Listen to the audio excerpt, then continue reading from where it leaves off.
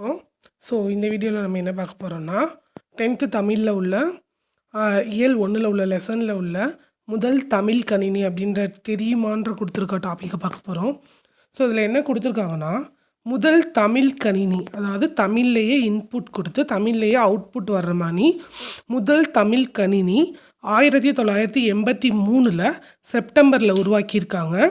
அதை உருவாக்குனது என்னென்னா டிசிஎம் டேட்டா ப்ராடக்ட்ஸுன்ற ஒரு ப்ரைவேட் நிறுவனம். ஓகேவா ஃப்ரெண்ட்ஸ், ஒரு ப்ரைவேட் கம்பெனி தான் வந்து அதை உருவாக்கியிருக்காங்க.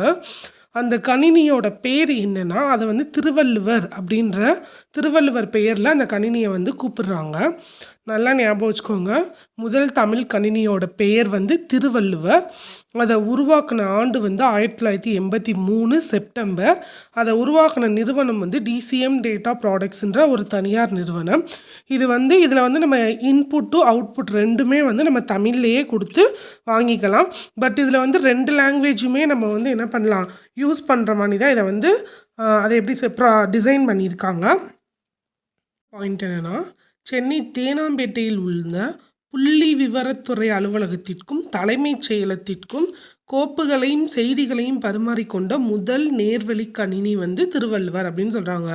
அதாவது அந்த ஸ்டாட்டிஸ்டிக்கல் ஆஃபீஸ்க்கும் தலைமைச் செயலகத்துக்கும் ஃபைல்ஸை ட்ரான்ஸ்ஃபர் பண்ணிக்கிட்ட முதல் கணினி வந்து முதல் நேர்வழி கணினி வந்து திருவள்ளுவர் அப்படின்னு சொல்கிறாங்க. ஸோ இதில் வந்து கண்டிப்பாக கொஷின் கேட்கலாம். இது வரைக்கும் கேட்டதில்லைன்னு நினைக்கிறேன். ஸோ இனிமேல் வர அப்கமிங் எக்ஸாமில் கேட்கலாம். ஸோ நல்லா பார்த்துக்கோங்க ஃப்ரெண்ட்ஸ். Thank you so much.